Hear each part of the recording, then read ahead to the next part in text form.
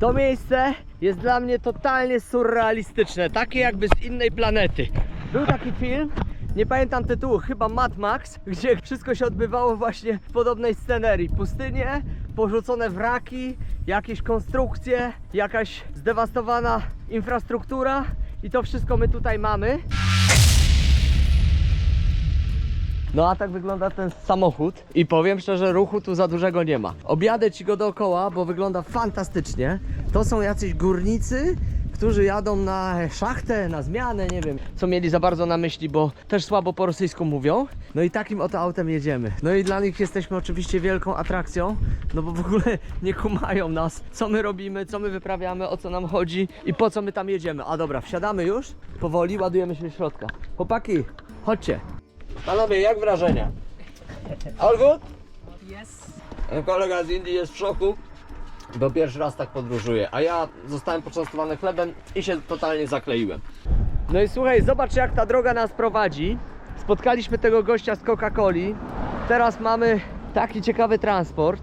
To powiem szczerze, różnymi pojazdami jeździłem, ale takim Uralem jeszcze nigdy w życiu nie jechałem. Ja nie wiem, ile ten samochód może żreć paliwa, ale no ja myślę, że ze 30 litrów na setkę lekko.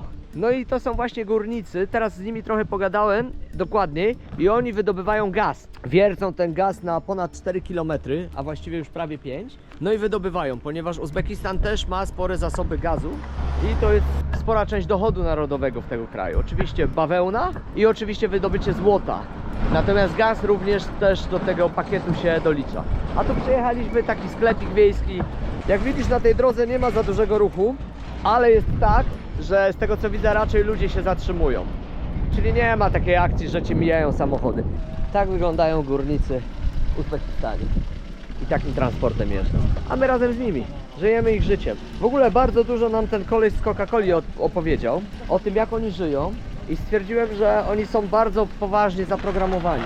To znaczy on powiedział, że oni generalnie w ogóle nie mają wolności takiej osobistej, bo są zobowiązani różnymi zobowiązaniami rodzinnymi, społecznymi, sąsiedzkimi i tak dalej. Więc najważniejsze dla nich jest to, co ludzie pomyślą, co ludzie powiedzą.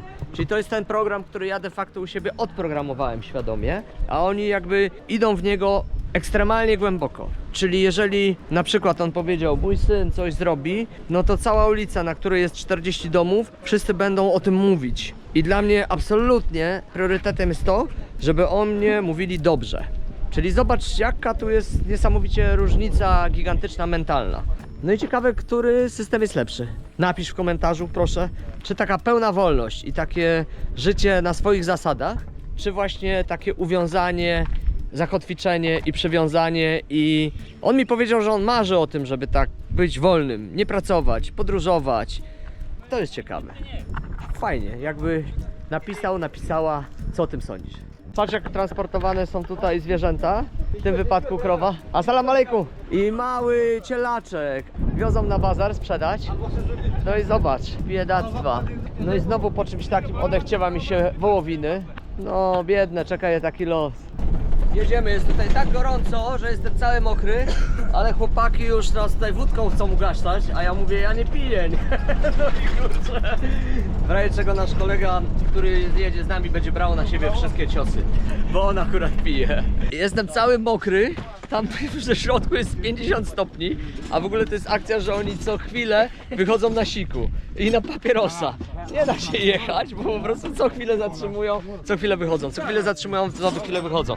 A w ogóle zobacz, jak wygląda krajobraz. To jest step, tutaj nie ma drzew w ogóle i cały czas jest płasko. Tutaj jest w miarę jakoś tak pargórkowato i to jest wyjątek. A tak to cały czas płasko. Ty, patrz, jacy oni są zarąbiści. Powiedzieliśmy, że nam gorąco, oni normalnie rozkręcają autobus specjalnie dla nas, żeby nam wiało całą drogę. Wcale ich o to nie prosiliśmy, ale oni to robią z dobrego serca, więc w ogóle fantastyczni tutaj są ludzie. Strasznie się nami w ogóle przejmują i dbają o nas tutaj, nie? I to jest super. Robione jest na stałe. Tak, to jest na stałe i oni rozmontowują dosłownie śruby, autobus, żeby nam było chłodniej. Tylko dlatego, że powiedziałem, że jest że jest gorąco. O, a zobacz, a teraz w ogóle Bacha wyjmuje piankę, bo to nie jest tak, że on tam wyjmie tą zaślepkę. On musi jeszcze wyrypać w tym samochodzie całą tą izolację. Górnicy, którzy wydobywają gaz. Gaz dla rosyjskiej firmy. O, zobacz. I już teraz będzie nam o wiele przyjemniej. Zobacz. Wszystko dla nas. I oni też specjalnie zatrzymali ten samochód.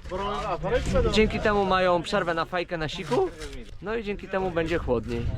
A ta pianka jest po to, bo w zimie tu jest minus 20, minus 30. I uwierz mi, że bez tej pianki to tutaj byłaby masakra w środku. W zimie. No ale teraz idzie do lata, więc oni ją wyjmą. Ale wyjmują ją wyłącznie ze względu na nas. Super przygoda, co? My dla nich jesteśmy atrakcją. Tamten poprzedni gość powiedział, że każdy dzień jest taki sam i nagle zrobiliśmy mu dzień. Zrobiliśmy coś zupełnie nietypowego, nowego, ponieważ pojawiliśmy się w jego życiu i on nas zaprosił do swojego życia, do swojej firmy, przedstawił nam swoich pracowników i tak dalej. I mówi, że jest tak wdzięczny i tak szczęśliwy, że się pojawiliśmy, że szok. Więc mnie to mega w ogóle buduje coś takiego, że pojawię się ja, taki zwykły, normalny gość na drugim końcu świata i komuś odmienię dzień, a może i nawet więcej niż dzień, bo dużo porozmawialiśmy na takie filozoficzne tematy dotyczące szczęścia, realizacji marzeń i przede wszystkim właśnie tego dylematu, czy bardziej postawić na siebie i na swoje szczęście, czy bardziej zaspokajać wszystkich wokół siebie. I długo na ten temat rozmawialiśmy, ja oczywiście więcej pytałem, nie przekonywałem, broń Boże, ani nie sugerowałem niczego, po prostu powiedziałem mu, że można, tak, można w zasadzie wszystko. Zobacz, my tutaj jedziemy i on mi pokazuje wideo i fotki z jego pracy, jak w ogóle wygląda cała... O, i tutaj akurat wypadek się wydarzył, wszystko się rozwaliło. No to jest niebezpieczna praca, oni ryją ten gaz na 5 km i pokazuje mi, gdzie, który z tych pracowników siedzi w którym miejscu w ogóle całej tej infrastruktury. I to jest fajne, bo mówi, ten jest naszym szefem od tego i mi pokazuje na wideo, ten jest od tego, ten jest od tego. Opowiedział mi o całej tej pracy i generalnie mówi, że to jest traktowane jako obiekt wojskowy i tam nie wolno nic nagrywać ani jakby fotografować.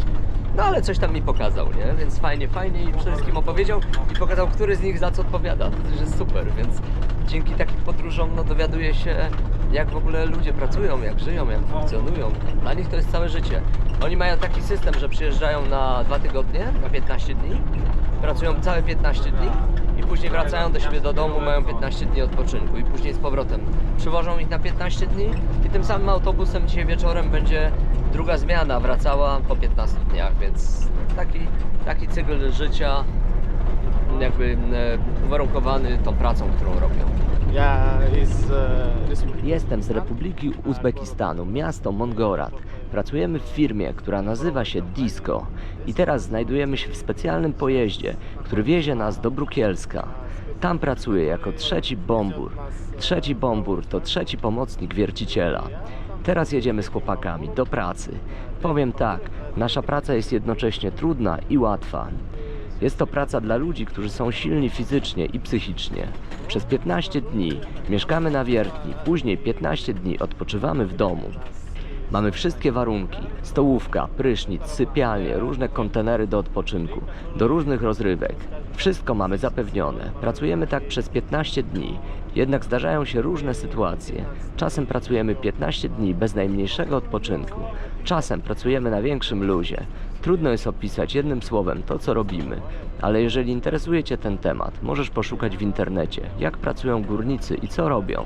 To tyle w dużym skrócie. Wysadzili nas tutaj, jesteśmy, teraz musimy skręcać. Tak wyglądają te firmy. Pojechał nasz samochód, on jedzie do rafinerii. Tych rafinerii tutaj jest, nie, rafineria? No nieważne, miejsce, gdzie się wydobywa gaz. Tych firm tutaj jest dosyć dużo, bo są i Chińczycy, i Amerykanie, i Ruscy. No i oczywiście oni nas tam nie mogą zabrać, ale wysadził nas na drogę. Idziemy teraz na tą drogę. No i będziemy dojeżdżać do miasta Moniak, miasto Moniak. Super się jechało, fantastyczne historie, świetni ludzie. Pierwszy raz w życiu miałem do czynienia z górnikami, więc pozdrawiam wszystkich górników. Ja nie wiem, czy ci górnicy, którzy wydobywają gaz, to są prawdziwi górnicy dla was, ale no opowiadali mi sporo o swojej ciężkiej pracy. Dobry dzień, tutaj nie podbrosić mnie, papuci. Salam alejkum. No to jedziemy tak jak lubię. Nasz kolega pierwszy raz w życiu tak jedzie, a my jedziemy tak z Wiesiem. No to już jakby były takie były takie przejażdżki. No jest gitara. Nie wiem, czy goś nas wiezie, no ale zobaczymy. Dokąd nas wiezie, czas pokaże. Kompletnie nie wiem, gdzie jedziemy. I w ogóle wydaje mi się, że jedziemy nie w tą stronę. Ale dobra. Jesteśmy na brzegu Jeziora Aralskiego. Zobacz. Zobacz, jak to wygląda.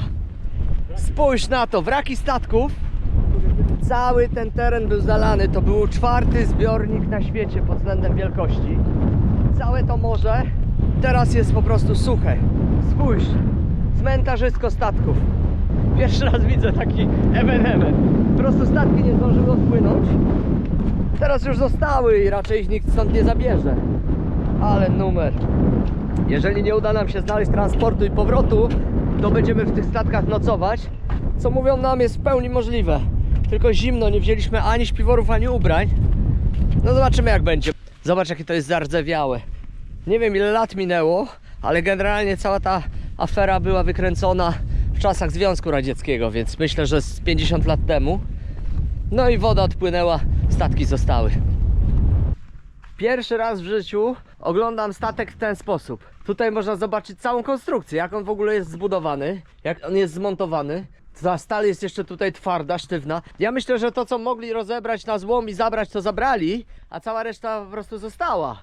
Tu są mniejsze, większe statki. Generalnie bardzo ciekawe miejsce. Cieszę się, że tu jestem. Spójrz, jak to wygląda z tej perspektywy. Właściwie, cóż mogę Ci opowiedzieć?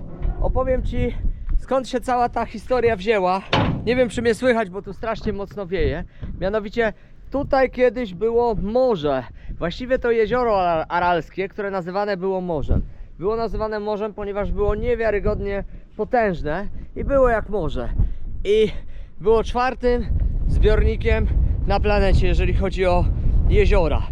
Natomiast Ruscy, właściwie Związek Radziecki, wpadli na taki pomysł, żeby zacząć uprawiać bawełnę. I Breżniew czy ktoś, nie pamiętam dokładnie, stwierdził, że chce wykonać plan i powiedział: 5 milionów ton bawełny, dacie radę? A władze Uzbekistanu powiedziały: damy radę. A 6? Pewnie. No i zrobili. A zrobili to w ten sposób, że razem z Kazachstanem, no bo kiedyś to w Związku Radzieckim był jeden kraj, więc na terytorium Kazachstanu i Uzbekistanu zmieniono prąd i bieg rzek.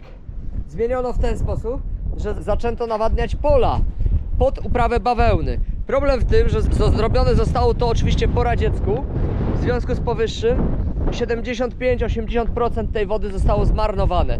Rozlała się, rozciapała, wyschła i tak dalej. No i skończyło się to w ten sposób, że jezioro aralskie wyschło i wygląda dzisiaj jak pustynia i jest pustynią i ciągnie się tam w stronę Kazachstanu setki kilometrów. Natomiast Kazachstan już zaczął oczywiście to powoli teraz odbudowywać, a Uzbekistan stwierdził, że skoro są potentatem w produkcji bawełny, to niech tak zostanie i dalej uprawiają bawełnę. I z ciekawostek, dopiero w 2010 roku zniesiono przymusowe prace na plantacjach bawełny w Uzbekistanie, ponieważ do tej pory wszyscy byli zobowiązani do tego, żeby odpracować i pracować. Więc ludzie chodzili, zbierali tą bawełnę, były wysyłane zakłady pracy, były wysyłane szkoły i tak dalej. Tyrali na tych plantacjach bawełny i dopiero 15 lat temu zostało to oficjalnie zniesione. Na dzisiaj mamy taką sytuację, że Uzbekistan jest potentatem, jeżeli chodzi o produkcję bawełny, natomiast mają wysuszone kompletnie jezioro aralskie. Tutaj również była katastrofa ekologiczna, ponieważ nie tylko upadł przemysł związany z rybołówstwem i statkami, ale również wyschło to jezioro, zostawiło całe mnóstwo chemikaliów z oprysków po plantacjach bawełny i również soli, więc mieszkańcy zaczęli chorować i generalnie zrobiła się lipa. Chodzimy, kręcimy się i jest tutaj dosyć dużo turystów. Okazuje się, że to jest jakaś w ogóle atrakcja turystyczna, o czym nie wiedzieliśmy. I ludzie tutaj przyjeżdżają po to, żeby te statki zobaczyć. Fajne miejsce. Dalej można wykupić sobie wycieczkę jeepami w głąb tego jeziora aralskiego, aż do miejsca, gdzie jest woda. I to jest jakieś 200 km, ale nas oczywiście na to nie stać, więc nie będziemy tam jechać, bo to już jest typowo turystyczna wycieczka fakultatywna. więc z naszego punktu widzenia kompletnie bez sensu. Ale to, co możemy Ci tutaj pokazać, no to pokazuje skalę zniszczeń i skalę tego wszystkiego, co się wydarzyło. Tu jest niesamowicie silny i taki gorący wiatr, jakbym był w piekarniku z termoobiegiem, dosłownie. No i my tutaj się kręcimy, obeszliśmy tamte statki, a tu są następne, idziemy do następnych. Tu jest całe cmentarzysko, jest ich mnóstwo, małe, duże, jakie sobie tylko życzysz. No i kręcimy się tutaj. Jest już w ogóle po południu i znowu jest taka śmieszna i ciekawa sytuacja, że mamy kilka albo kilkanaście autostopów do zmiany, bo przed nami jeszcze bardzo długa droga z powrotem, a w ogóle nie mamy planu, co się wydarzy i kto nas zabierze. Patrz, jak to jest zjedzone zębem czasu. To wszystko już jest dawno pordzewiałe, połamane. No i mamy okazję jeszcze to zobaczyć. Wyobraź sobie, że te statki pracowały, łowiły ryby, ludzie mieli zatrudnienie i generalnie wszystko się tutaj kręciło. Wszystkie te miejscowości żyły z rybołówstwa, z portów, ponieważ też był oczywiście handel i transport. A tutaj okazuje się, że wszystko to zostało zdewastowane i wymarło. Ostatnie spojrzenie. Tutaj kiedyś było morze. Ładnie to teraz ogrodzili i zrobili z tego cmentarzysko. A tam uniwersytet próbuje hodować jakieś rośliny, bo chcieliby to zalesić, jakoś odrestaurować, ale nic tu nie chce rosnąć, bo jest sucho, sól i totalny brak wody. Myślę, że pustynia. Taka jest przyszłość tego miejsca. A tam jest to miejsce, ta miejscowość. Musimy się tam dostać, no i później dalej będziemy cisnąć. Ale niesamowity wiatr! Gorący wiatr! Jak w piekarniku z termoobiegiem. Jesteśmy tak spoceni i tak śmierdzimy, że sobie nie wyobrażasz. Całe szczęście, że film tego nie oddaje. Dzisiaj będę siedział pod prysznicem chyba z pół godziny i szorował się, bo coś niesamowitego. Ale to jest właśnie fajne w podróży. No idziemy, tu siedzi Gabit, a tu siedzimy my i złapaliśmy jakiś lokalny autobus. No to wsiadamy i jedziemy, patrzymy, a ten autobus jedzie aż do Nukus i kosztuje to 25 000. To ja nie pamiętam, ile to jest, ale jakieś grosze. Napiszę Ci na ekranie. Я журналист Узбекистан. Серьезно? Писатель, да. О. 19 книга выпускал. А Это как мы. твое имя? Я Марчин. Жанаберген Танабергенов. О, еще раз? Танабергенов, Жанаберген A, Танабергенов. okej, super. Tu dziadki mówią Siz откуда? z Polszy, da. Aha. О, Польша. Polsza, da. Вот это паренька. To тоже Polsza, a to z Indii. India. O, da. Tu dziadki mówią, że pamiętają Morze Aralskie, kąpali się w nim w 69 Вы roku. писали арабским по поэме писал. Wypływali w tą Da? morię, da? Да, писал раньше книга. Да. Последний я тебе покажу. Покажите, пожалуйста. Последний. Pływali, były statki i oni tam normalnie, słuchaj, kurczę, kąpali się w tym morzu, tam gdzie my dzisiaj chodziliśmy. Ja nie wiem, ile oni mają lat, zaraz ich zapytam, ale trochę mają, a on chce coś pokazać, ale mówi bardzo słabo po rosyjsku. Ja nie wiem co, jakąś książkę ma, albo gazety jakieś wyciąga. A to sam napisał.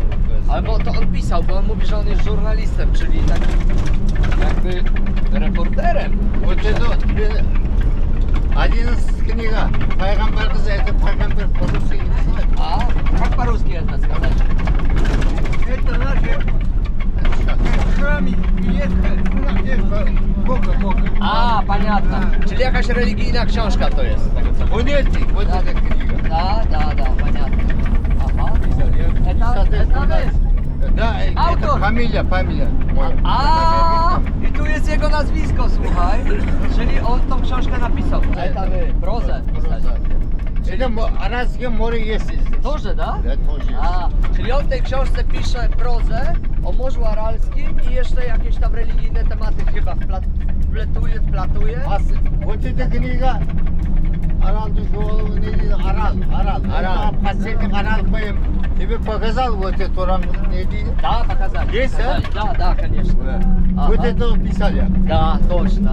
Dobra, już wyłączam, bo dalej już nie rozumiemy się, ale generalnie chodzi o to, że on jest zafascynowany Aralem, napisał książkę, a zobacz jak tutaj w ogóle trzęsie, rzuca nas, a nasz kolega z Indii został posadzony tam na chwilę i też z lokalesami gada, jest naprawdę fajnie, cieszę się, że tam Связи.